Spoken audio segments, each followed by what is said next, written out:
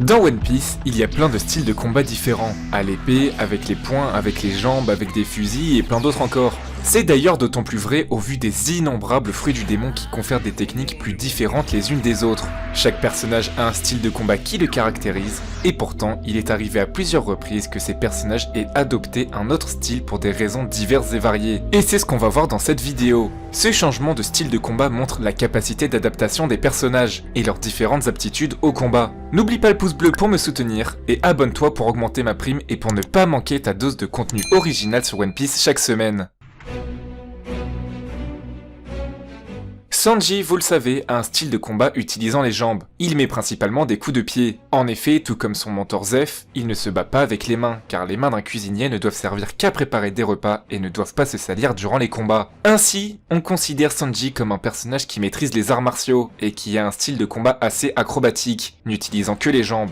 Cependant, il est arrivé que Sanji ait changé son style de combat. En effet, contre Wanze, à un moment, il se retrouve en difficulté. Wanze l'a bien observé et on a déduit que pour le battre, il doit l'empêcher de donner des coups de pied. Sanji se retrouve ainsi sans solution, car son style de combat avec les jambes n'est pas suffisant. D'un seul coup, Wanze envoie une autre attaque, et Sanji le contre en utilisant ses mains et des couteaux de cuisine. Mais en soi, ça veut dire qu'il n'a pas respecté cette valeur de cuisinier et ainsi son honneur en prend un coup. Et pourtant non, car Wanze a un style de combat appelé le style des nouilles. Je m'explique. Il avale de la farine et la fait sortir par son nez sous forme de nouilles. Il s'en sert ensuite comme arme ou comme armure. Sanji, après avoir utilisé ses couteaux, dit qu'en effet, les mains et les couteaux sont des choses sacrées pour un cuisinier et qu'il a pour principe de ne jamais en faire usage lors d'un combat. Cependant, ce combat se passe dans une cuisine et il se bat contre de la nourriture, alors il a pu faire une exception. C'est de cette manière que nous avons vu Sanji utiliser pour la toute première fois un nouveau style de combat sans pour autant faillir à ses obligations. Doflamingo a mangé le Ito Itonomi, lui permettant de créer des fils à partir de ses doigts, autant pour contrôler des personnes que pour trancher des parties du corps, ou encore marcher dessus pour flotter dans les airs. Ainsi, il a un style bien à lui que personne ne peut reproduire avec exactitude. Cependant, Doflamingo ne se contente pas de ce style de combat, car en effet, à plusieurs reprises, nous avons pu le voir utiliser des armes. Il a utilisé un pistolet contre son frère Corazon, il cherchait clairement à le tuer, donc il l'utilise pas juste pour intimider mais bel et bien pour blesser mortellement. Il a également utilisé un pistolet contre Trafalgar Law, en lui tirant 3 balles d'affilée. Et c'est pas tout, lors de son coup d'état, nous le voyons avec une épée à la main. Plutôt intriguant étant donné qu'il a la capacité de trancher avec son pouvoir de fruit du démon. Il aurait pu l'utiliser quand il s'apprêtait à trancher la tête du roi Riku, mais il a préféré utiliser son épée. À croire que Doflamingo cherche vraiment à montrer de la violence dans ses actes, allant jusqu'à utiliser des armes qu'il n'aurait pas vraiment besoin d'utiliser au vu de la polyvalence de ses capacités.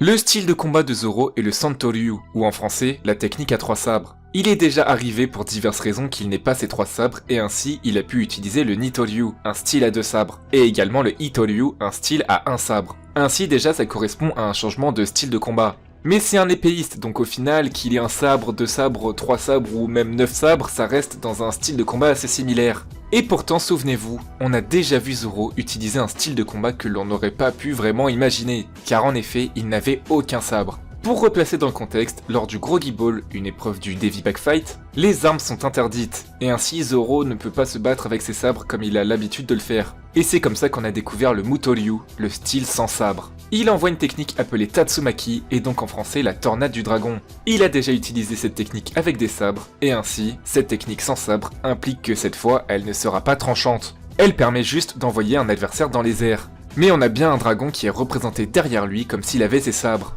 C'est marrant de voir que Zoro peut utiliser des techniques même sans ses sabres.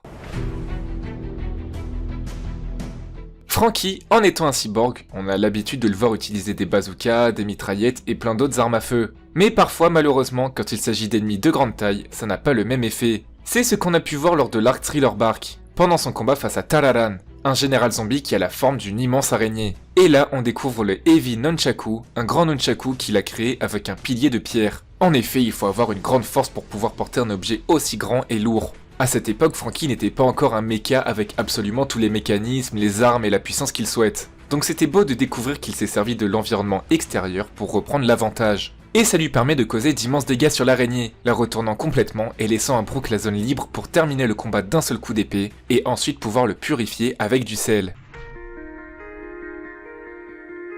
Luffy, évidemment, son style de combat est lié à son fruit du démon, le Gomu Gomu no Mi, ou fruit du caoutchouc. Mais il est arrivé qu'il utilise un autre style de combat, et quelque chose qu'on n'imaginait pas vraiment de la part de notre cher protagoniste. En effet, au début de l'arc Wano Kuni, il trouve une épée, et il la porte sur lui car il dit que c'est ce que portent les samouraïs, donc à la base c'est purement esthétique. A savoir que cette épée c'est pas n'importe laquelle, car il s'agit du Nidai Kitetsu, une des 21 grandes lames et faisant partie d'une série de 3 sabres maudits créés par Kitetsu.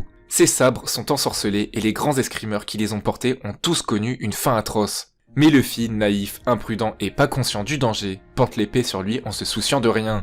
Un peu plus tard, il retrouve Zoro, un vrai épéiste, et juste après, Hawkins arrive. Luffy et Zoro se retrouvent contraints de se battre face à Hawkins et ses soldats. Et nous voyons Luffy utiliser un sabre pendant qu'il se bat. Ça change vraiment de son style de combat habituel. Après bien sûr, il sait pas s'en servir et le tient juste dans sa main en continuant d'utiliser son pouvoir du caoutchouc et en assommant les ennemis avec le sabre. Ça lui sert pas à grand chose, il s'en sert même pas pour trancher. Et évidemment, Zoro se moque de lui. Le karaté des hommes poissons est un art martial pratiqué par certains membres de la race des hommes poissons. C'est une technique très dangereuse sur Terre et absolument dévastatrice quand elle est dans l'eau. Quand on parle de cette technique, on peut directement penser à Jinbei, qui est le personnage qui l'a utilisé le plus souvent. Et pourtant, il y a 2 personnages assez inattendus qui utilisent aussi cette technique. En effet, Koala et Nico Robin. Je dis inattendus car ce sont pas des personnages qui font partie des hommes poissons. Koala est intimement lié aux hommes poissons, au vu de son passé avec Fisher Tiger et son équipage. On l'a pas encore vu l'utiliser pour de bon, mais on sait qu'elle le maîtrise. Et elle le maîtrise assez bien, sachant que c'est elle qui est l'entraîneuse de karaté des hommes poissons dans l'armée révolutionnaire. A savoir qu'il y a des personnages comme Hack parmi les révolutionnaires qui lui-même est un bon combattant et surtout un homme poisson. C'est aussi de cette manière que Robin a appris cette technique. Quand elle était avec les révolutionnaires, Koala a pu lui apprendre. Elle l'utilise en combinaison avec sa technique Milfloor Gigantesco Mano ou encore Gigantium. On l'a découvert récemment lors de son combat face à Black Maria. Mention spéciale aux Mugiwara dans le film Strong World, qui pour abattre les soldats de Shiki se sont tous mis d'accord pour utiliser des fusils ou d'autres armes à feu. Ce qui est pas trop étonnant pour Franky ou Usopp, mais voir Zoro, Sanji ou encore Luffy utiliser des armes, c'était plutôt surprenant et la scène n'en est pas moins incroyable. Voilà pour cette vidéo sur les fois où des personnages ont utilisé un style de combat différent de celui de base. N'hésitez pas à dire dans les commentaires si vous en avez d'autres qui vous viennent en tête. N'oubliez pas le pouce bleu et abonnez-vous pour augmenter ma prime. On se retrouve pour une prochaine vidéo. Ciao tout le monde!